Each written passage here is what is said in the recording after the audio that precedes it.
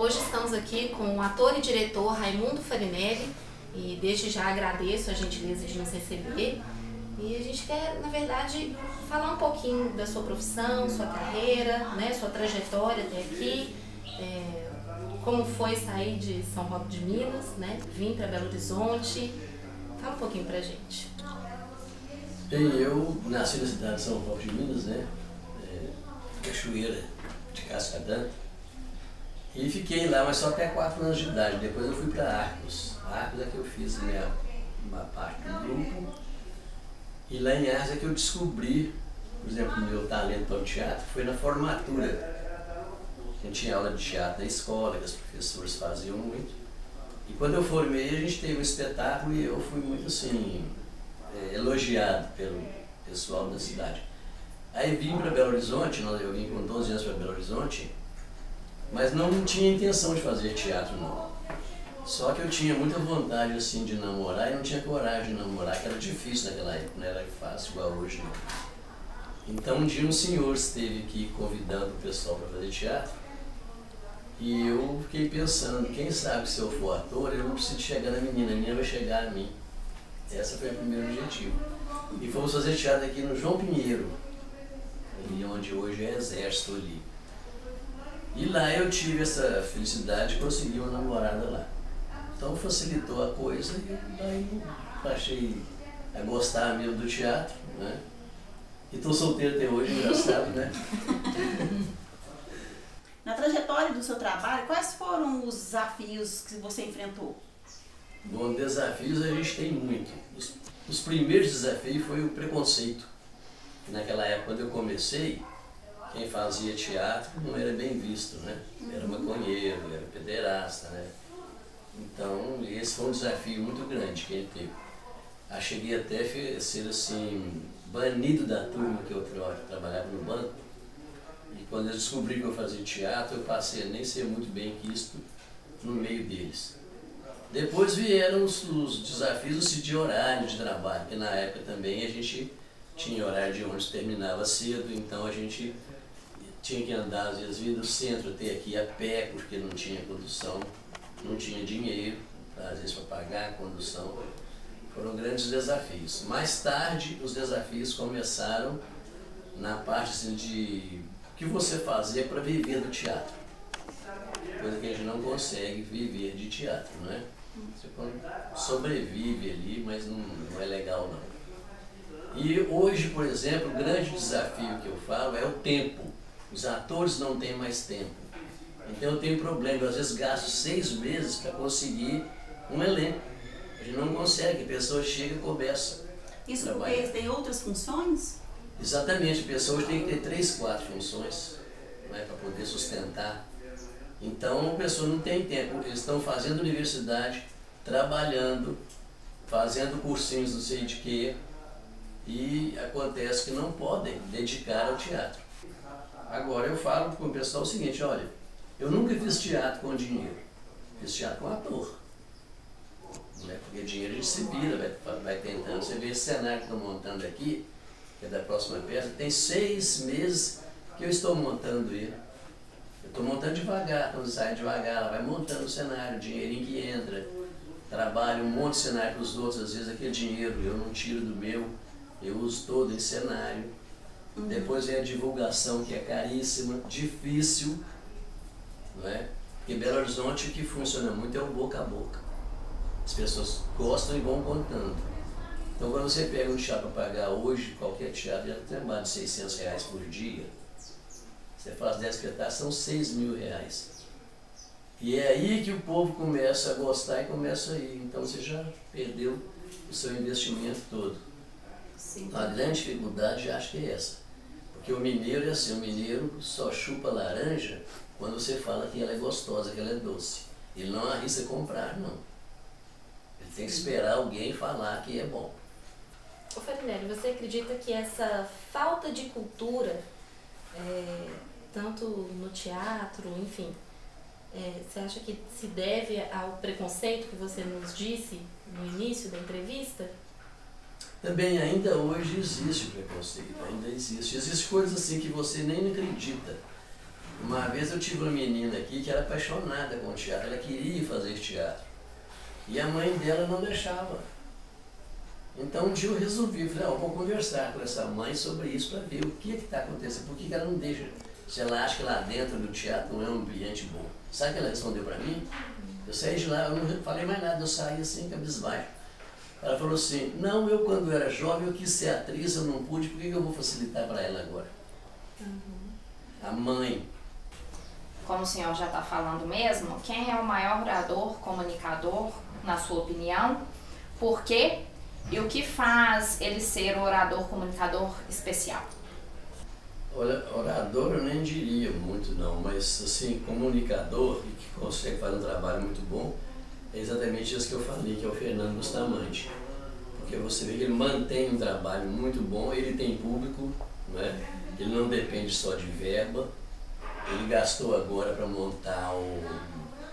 Eu Não Sou Cachorro, não. Ele gastou 320 mil reais sem ter, né, na expectativa de que a coisa funciona. E ele consegue, assim, vender o espetáculo, ele fala muito bem, ele consegue convencer as pessoas. Acho que ele é um empresário. Agora, orador, eu não diria assim, não, porque ele fala muito bem, sabe, o Fernando. E convence as pessoas, né? Porque ele parece que ele acredita muito no que ele fala. Então ele, em teatro assim, eu acho que, eu consideraria ele como o maior de Belo Horizonte. Porque os outros fazem muita coisa, mas é um trabalho ou outro, não. Ele tem a Cama, que é uma escola de musicais, né? A primeira escola de Belo Horizonte de musicais, e está fazendo bastante trabalho, sucesso, trouxe gente de São Paulo, inclusive, para poder trabalhar. E me parece agora que tem o Casa também que está fazendo, que é o Daniel Costas, que é um jovem também, não é muito jovem, e ele foi inclusive convidado para ser auxiliar de direção do Rei Leão na Alemanha. Ele esteve lá, o Daniel, e ele é maestro, né? Muito bom. Então, quer dizer, mas orador mesmo, desse que eu posso falar com você, é o Bustamante, porque ele tem uma facilidade incrível de convencer. Como essa comunicação face a face, ela surtiu efeito assim no seu trabalho? Hoje está tão difícil a gente até comunicar, porque como tem essas coisas pela internet, é tudo feito na internet, né? Então, face a face mesmo, eu não diria para você, porque eu mesmo não consigo, às vezes, resolver nada. Eu chego na pessoa para conversar, para bater o papo, explicar, ela fala, não passa para mim pela internet, por e-mail, manda tudo. Então, quer dizer, então hoje é a internet mesmo, assim, é tudo, né, até para namorar, não é? Exatamente. Acabou aquele face a face, aquela coisa né, que era gostosa de você conquistar, de pegar a primeira vez na mão, né? Hoje não, hoje não, já está tudo na internet. Eu não gosto, né, da internet não, mas eu sou obrigado a fazer. Agora, quando eu preciso realmente, eu vou buscar isso, conversar com a pessoa e tentar convencer, porque às vezes pela internet eu não consigo. Então, o face a face é mais importante, porque eu acho que exatamente existe esse... Você pergunta e eu respondo, né? Você fala, a gente esclarece melhor a coisa. Realmente. Sabe? Então acho que é muito melhor. Mas hoje é muito difícil, porque todo mundo quer que manda pela internet. Não é? É verdade. Mais simples. Mais simples. Né? Face a face, ele tem essa vantagem. E você convence a pessoa ou não. Não é? Mas pelo menos você pode explicar melhor o seu projeto, que muitas vezes escrito não funciona muito não, sabe? Mas como tá na moda, então todo mundo pede, não manda pela internet, assim, tudo. A praticidade já não tem mais aquilo de encontrar um local, ainda mais como você mesmo falou, o trânsito. Exato. Aí deslocar um local, ter que encontrar. A internet está na sua casa, é mais cômodo, você conversa com uma pessoa em qualquer lugar do mundo, ambos em sua casa. É confortável, né? Exatamente. Do ponto de vista da comunicação, como você define o teatro? O teatro, na minha opinião, eu acho que é um dos meios de comunicação assim, mais firmes, mais fortes que tem. Você vê o seguinte, veio o cinema, não é?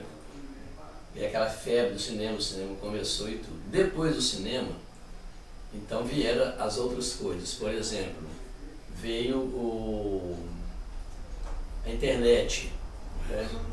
Veio, como é que fala? O DVD, não é? E o teatro não foi destruído, ele se manteve firme, não é? Hoje muita coisa que já está assim terminando, mas o teatro não, o teatro continua crescendo. Se a gente observar bem, há 10 anos atrás, 15 anos atrás, Belo Horizonte tinha 4 teatros. Hoje nós temos mais de 30. Não é? Nós tínhamos aí uma peça que ficava 3, 4 peças, às vezes por ano. Hoje na campanha nós temos 150 peças. Então isso mostra a força que o teatro tem. Por quê? Porque o teatro, ele não tem condição de você cortar. Você tem que fazer a história direta, porque o ator está no palco. Então convive público e ator. É muito mais forte você quando fala uma coisa no teatro do que na televisão. Porque na televisão às vezes você está até cozinhando e ela só está ligada. Agora o teatro não, você está ali em comunhão com o ator, não é isso? Você vê que a Revolução de 30, ela começou na França, ela começou dentro do teatro. O povo estava dentro do teatro, saiu, se armaram e foram lutar. Entendeu? Então ele é muito forte.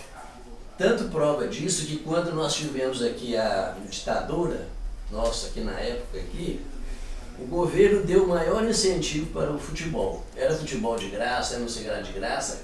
Por quê? Porque o futebol o cara não tem que pensar. Ele não precisa pensar. E o teatro não. Ele informa, ele dá a informação naquele momento e você se emociona com tudo ali dentro porque é direto. Não é? Então o governo, por exemplo, não deu apoio ao teatro na época. Não tinha apoio nenhum. Pelo contrário, nós apanhávamos. Sim. A gente acabava uma peça, a polícia estava lá para bater na gente lá porque nós falamos uma coisa que não podia falar. Não é? Então aquilo influenciava mesmo. Então essa é uma prova grande que assim, nada que veio destruiu o teatro. E acho que nunca vai destruir. O teatro vai sempre existir. Quais são as estratégias comunicativas utilizadas em determinadas situações? Há uma variação nas situações de vida, casa, trabalho e outros momentos. Como você lida com isso? No meu caso, né, como eu sou um cara que gosta de teatro, sou apaixonado por isso, eu consigo conciliar tudo. Também hoje eu sou aposentado, né? Então não tem muito problema. Agora, as pessoas que querem se envolver no trabalho, eles têm a grande dificuldade, acho que nós falamos mais ou menos sobre isso, que é a parte financeira, é a parte de locomoção, né, que é tudo muito difícil. Então, a gente tem que procurar, assim, enquadrar tudo dentro do possível de cada um.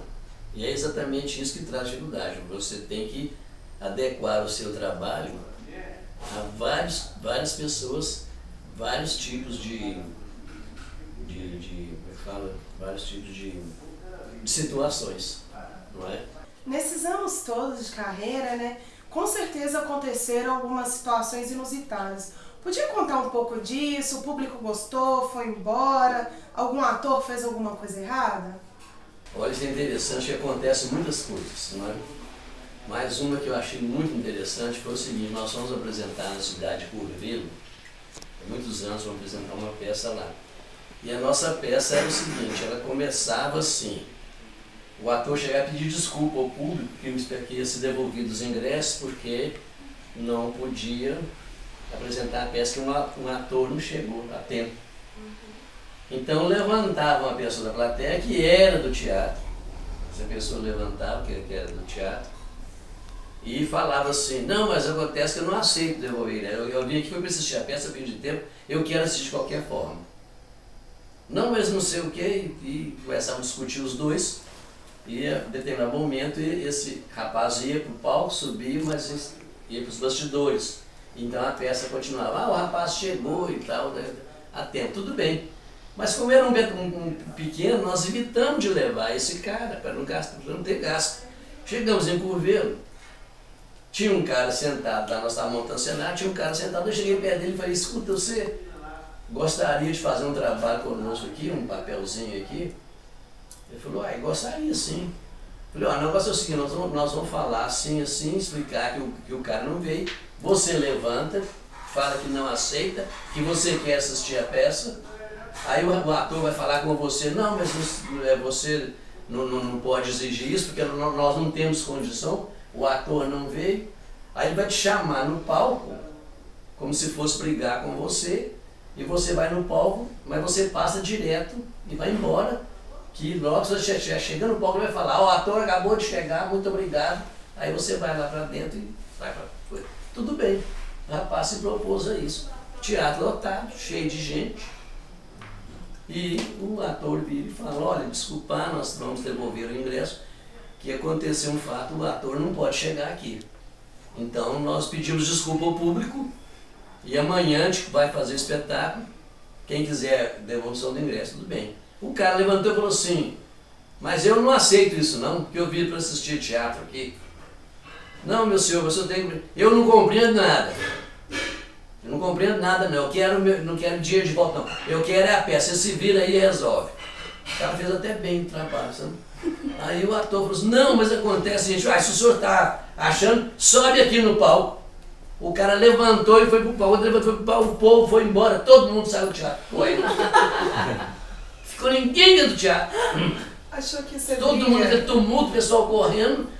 E foi embora lá, tudo assim, e aí eu correndo, mandando o povo ir atrás, falar que não, que voltasse, que a peça ia continuar, que aqui fazia parte da peça, e o povo foi embora. Alguns voltaram, deve ter voltado lá uma base, uns 30 ou 40, os outros foram embora, sumiram. Aí nós fomos saber, o cara que eu escolhi era mau elemento da cidade. Ele aprontava e brincava, o cara. Quando ele levantou para ir para o palco, o povo partiu para a briga. Saiu correndo, entendeu? Aí no outro dia nós tivemos uma pessoa realmente do teatro para evitar esse problema. Não é? Mas aí houve algum... Depois foi enviado de alguma forma uma mensagem que nós era mandamos falar na rádio, era... que foi... E explicamos a quem estava ali, e o pessoal começou a achar muita graça. Ele falou assim, não, mas vocês não deram sorte não, porque o cara é mau elemento da cidade. É o único que estava aqui na época, não. Mas foi por isso então que ele fez o papel perfeitamente? Exatamente, fez bem, porque ele falou que ia brigar com ele mesmo. É a função dele, é E o povo conhecia e falou, vai dar problema nisso aqui, saiu todo mundo. Muitos voltaram ainda para buscar o dinheiro. Deixa o dinheiro pra lá. Mesmo. Então isso acontece muito, esse tipo de coisa, né? Você tem que ter cuidado com isso, né?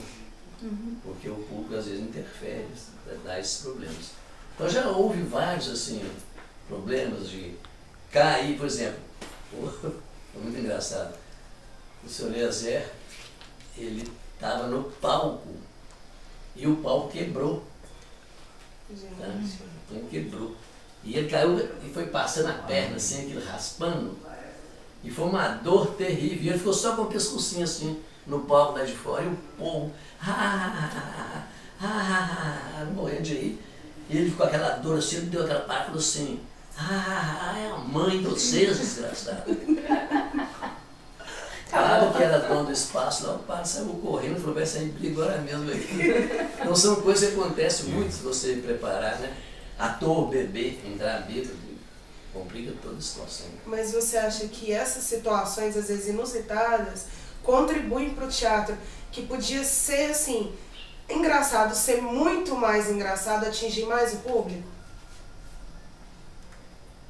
Você fala se a gente preparar o trabalho assim, uma coisa? Não, por exemplo, na situação, quando isso vem a acontecer. Quando acontece esse problema, não o fato do primeiro, que o primeiro público foi embora, né?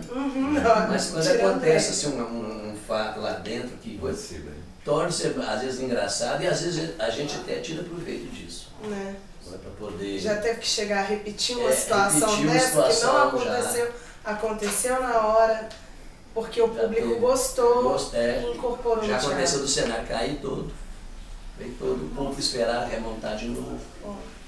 E aí a gente vai para a plateia, começa a conversar com o público, enquanto monta o trabalho, assim, esse tipo de acidente. Isso funciona muito. Agora é muito perigoso também, assim, dialogar com o público, é perigoso. O ator tem que saber, porque eu já vi uma pessoa saindo do teatro, porque a atriz não soube como controlar o negócio, que ela foi fazer a cena de plateia e caminhou pro lado do cara. Quando ela caminhou, a esposa puxou o cara e falou, aqui você não vai sentar não. Ela, não, você não está entendendo, estou entendendo sim.